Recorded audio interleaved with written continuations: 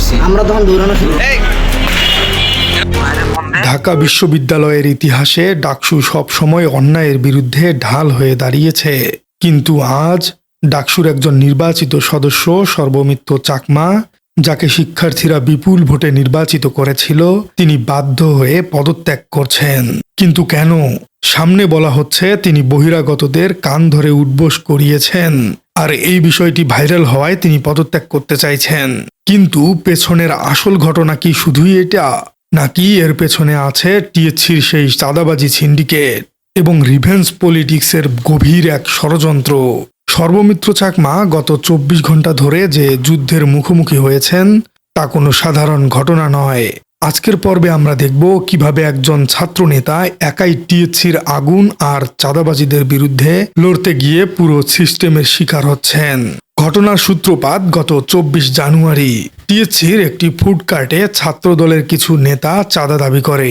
দোকানদার না দেয়ায় দোকানটি ভেঙে আগুন ধরিয়ে দেয়া হয়। ঢাকা বিশ্ববিদ্যালয় ক্যাম্পাসে এমন ঘটনা অকল্পনীয়। এই অন্যায়ের বিরুদ্ধে প্রথম রুখে দাঁড়ান সর্বমিত্র চাকমা। তিনি ফেসবুকে ভিডিও ফুটেজ এবং হোয়াটসঅ্যাপ চ্যাটের স্ক্রিনশট ফাঁস করে দেন। তিনি নাম ধরে অভিযোগ করেন বিজয় 71 হলের সাহিদ হাসান সাদ এবং সূর্য সেন হলের আবদুল্লাহ আল কাউসারের বিরুদ্ধে। গতকাল মধুর ক্যান্টিনে প্রজেক্টরে সেই ভিডিও দেখিয়ে তিনি প্রমাণ করেন তিনি কোনো পলিটিক্যাল গেম খেলছেন না, তিনি ক্যাম্পাসের নিরাপত্তা চান। বিশ্লেষকরা বলছেন সর্বমিত্রের এই কাজটি ছিল একজন প্রকৃত প্রকাশকারীর কাজ। তিনি জানতেন ছাত্রদলের মতো বড় সংগঠনের বিরুদ্ধে গেলে তাকে অনেক বড় মূল্য দিতে হবে, তবুও তিনি পিছু হটেননি। এরপরই ভাইরাল হয় সেই কান ধরে উঠবোস করানোর ভিডিও। ছাত্রদল নেতারা একে শিবিরের শাসন বা মব জাস্টিস বলে প্রচার করতে থাকে। কিন্তু চলুন মুদ্রার উল্টো পিঠটা একটু দেখা যাক। সর্বমিত্র তার পোস্টে স্পষ্ট বলেছেন সেন্ট্রাল ফিল্ডে সিসি ক্যামেরা নেই, নিরাপত্তা নেই, নারী শিক্ষার্থীরা নিয়মিত হেনস্থার শিকার হয়, ডিএমসি সংলগ্ন দেয়াল টপকে বহিরাগতরা ভেতরে ঢোকে এবং নিষেধ করলে স্টাফদের ঢিল মারে। প্রশাসনকে বারবার বলার পরও যখন কোনো কাজ হয়নি, তখন সর্বমিত্র ডেসপারেট হয়ে সেই কঠোর পন্থা বেছে নিয়েছিলেন। অর্থাৎ ঢাকা বিশ্ববিদ্যালয়ের সেন্ট্রাল ফিল্ডে ঢুকে পড়া বহিরাগত ছেলেদের তিনি কান ধরিয়ে উঠবোস করিয়েছিলেন। যখন সিস্টেম ফেল করেছে তখন তিনি আইন হাতে তুলে নিতে বাধ্য হয়েছেন। সর্বমিত্র ভুল করেছেন, তিনি সেটা স্বীকারও করেছেন। কিন্তু প্রশ্ন হলো প্রশাসন কেন দেয়ালটা সংস্কার করলো না, কেন সিসি ক্যামেরা লাগালো না? সর্বমিত্রের ভুলটা আমরা দেখছি, কিন্তু প্রশাসনের অপরাধটা কি আমরা দেখছি? সর্বমিত্র চাকমা নিজেই বলেছেন গতকাল ছাত্রদলের চাঁদাবাজির ঘটনা সামনে আনায় আমার জীবন অতিষ্ঠ করতে উঠে পড়ে লেগেছে। অর্থাৎ কান ধরে উঠবোস করার ভিডিও ভাইরাল করা হয়েছে মূলত টিএসসির আগুনের ঘটনা থেকে দৃষ্টি সরানোর জন্যই। একে বলা হয় ডাইভারশন ট্যাকটিক। আরেকটি ঘটনা দেখুন, টিএসসিতে এক কিশোর লাইসেন্সবিহীন বাইক নিয়ে আসে এবং শাহবাগ থানা ছাত্রদল সভাপতির পরিচয় দিয়ে ক্ষমতা দেখায়। সেই ছেলেটির কথিত এক মামা সর্বমিত্রকে ফোন করে টাকা অফার করে। সর্বমিত্র এই অন্যায়ের সাথে আপোষ করেননি। আজ যারা তাকে স্বৈরাচার বলছে তারা আসলে তাদের চাঁদাবাজির পথ পরিষ্কার করতে চাইছে। সর্বমিত্র একা লড়ছেন। তিনি বলেছেন আমি বিভিন্ন জায়গায় হাত দিয়েছি একাই। এই একাকী লড়াই প্রমাণ করে তিনি দলের জন্য নয়, তিনি ক্যাম্পাসের জন্য কাজ করেছেন। সর্বমিত্র চাকমা পদত্যাগ করার সিদ্ধান্ত নিয়েছেন। তিনি লিখেছেন কাজ করা যেখানে কঠিন, অসম্ভব, সেখানে পথ ধরে রাখার কোনো মানে নেই। এই কথাটি ঢাকা বিশ্ববিদ্যালয়ের 52,000 শিক্ষার্থীর জন্য এক অশনি সংকেত। একজন নির্বাচিত প্রতিনিধি যদি নিরাপত্তার অভাবে কাজ করতে না পারেন, তবে সাধারণ শিক্ষার্থীর নিরাপত্তা কোথায়? সর্বমিত্র যদি পদত্যাগ করেন, তবে এটিই কি সমাধান হবে, নাকি এটি চাঁদাবাজদের বিজয় হবে? এই ঘটনার পর ডাকসুর ভবিষ্যৎ আসলে কি? প্রশাসন কি এখন নড়েচড়ে বসবে? চলুন বিষয়গুলো আলোচনা করা যাক। সর্বমিত্র চাকমার পদত্যাগপত্রটি শুধু একটি কাগজ নয়, এটি ঢাকা বিশ্ববিদ্যালয় প্রশাসনের অক্ষমতা এবং স্থবিরতার একটি দলিল হতে যাচ্ছে হয়তো। তিনি তার পোস্টে লিখেছেন আমার ভাবনা চিন্তায় ছিল স্রেফ ঢাকা বিশ্ববিদ্যালয়ের নিরাপত্তা, কিন্তু কাজ করা যেখানে কঠিন, অসম্ভব, সেখানে পথ ধরে রাখার কোনো মানেই নেই। ভাইরাল ভিডিওটিতে আমরা দেখেছি সর্বমিত্র লাঠি হাতে বহিরাগতদের শাসন করছেন। এটা দেখে অনেকেই তাকে বর্বর বলছেন, কিন্তু এর পেছনের অ্যাডমিনিস্ট্রেটিভ ফেইলর বা প্রশাসনিক ব্যর্থতার গল্পটা একটু জানুন।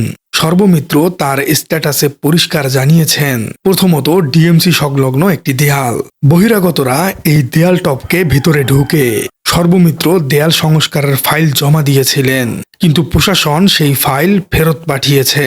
দ্বিতীয়ত সিসিটিভি ক্যামেরা, সেন্ট্রাল ফিল্ডের মতো গুরুত্বপূর্ণ জায়গায় কোনো সিসি ক্যামেরা নেই। নারী শিক্ষার্থীরা হ্যারাসমেন্টের শিকার হলে চোর বা অপরাধীকে ধরার কোনো উপায় নেই। তৃতীয়ত স্টাফদের অসহায়ত্ব, যখন স্টাফরা বহিরাগতদের বাধা দিতে যান তখন উল্টো তাদের লক্ষ্য করে ঢিল ছোড়া হয়। বিশেষজ্ঞরা প্রশ্ন তুলছেন, প্রক্টোরিয়াল বোর্ডের কাজটা আসলে কি? নিরাপত্তা দেওয়ার দায়িত্ব কি শুধু ডাকসু নেতার নাকি প্রশাসনের? যখন দিনের পর দিন প্রশাসন নাকে তেল দিয়ে ঘুমায় আর চোখের সামনে ছাত্রীরা হেনস্থার শিকার হয়, তখন একজন ছাত্র নেতা ডিসপারেট হয়ে লাঠি হাতে নিতে বাধ্য হন। সর্বমিত্রের পদ্ধতি ভুল হতে পারে, তিনি সেটি স্বীকারও করেছেন, কিন্তু তার ইন্টেন্ট বা উদ্দেশ্য ছিল 100% সৎ। তিনি ক্যাম্পাসের অভিভাবকের অভাব পূরণ করতে চেয়েছিলেন। সর্বমিত্র চাকমা আরেকটি ভয়াবহ ঘটনার কথা উল্লেখ করেছেন, যা প্রমাণ করে কেন তাকে টার্গেট করা হয়েছে। ঘটনাটি টিএসসির নবম শ্রেণীতে পড়া এক কিশোর লাইসেন্সবিহীন ফিটনেসবিহীন বাইক নিয়ে ক্যাম্পাসে আসে। যখন প্রক্টোরিয়াল টিম তাকে ধরতে চায় তখন সেই কিশোর শাহবাগ থানা ছাত্রদল সভাপতি পরিচয়ে একজনের সাথে ফোনে কথা বলিয়ে দেয় এবং ক্ষমতা দেখায়। এমনকি তার কথিত সেই মামা সর্বমিত্রকে টাকার অফার করে বিষয়টি মিটমাট করার চেষ্টা করে। চিন্তা করুন, ক্যাম্পাসের ভেতরে লাইসেন্সবিহীন বাইক চলবে আর পলিটিক্যাল পাওয়ার দেখিয়ে তারা পার পেয়ে যাবে। সর্বমিত্র এই অন্যায়ের সাথে আপোষ করেননি, তিনি টাকা নেননি, তিনি বাইকটিকে ছাড়েননি। ঠিক এই কারণেই একটি বিশেষ গোষ্ঠী অর্থাৎ ছাত্রদল তার উপর ক্ষিপ্ত হয়ে ওঠে। টিএসসির আগুনের ঘটনার ভিডিও প্রকাশ এবং এই বাইক সিন্ডিকেট আটকানো, এই দুটি কাজের জন্যই সর্বমিত্র তাদের চক্ষুশূল হয়ে দাঁড়িয়েছিলেন। কান ধরে উঠবোস করানোর ভিডিওটি ছিল কেবল তাকে ঘায়েল করার একটি অজুহাত মাত্র। সবচেয়ে বড় আয়রনি বা কৌতুক হলো, যাদের বিরুদ্ধে চাঁদাবাজি, অগ্নিসংযোগ এবং টেন্ডারবাজির অভিযোগ রয়েছে তারা বহাল তবিয়তেই ঘুরছে। প্রশাসন তাদের বিরুদ্ধে কোনো ব্যবস্থাই নেয়নি, তাদের কোনো অনুশোচনাও নেই, ক্ষমা চাওয়া তো অনেক দূরের কথা। আর যিনি ক্যাম্পাসের নিরাপত্তা দিতে গিয়ে পদ্ধতিগত ভুল করেছেন তিনি নিঃশর্ত ক্ষমা চাইলেন এবং দায় নিয়ে পদত্যাগ করতে চাইছেন।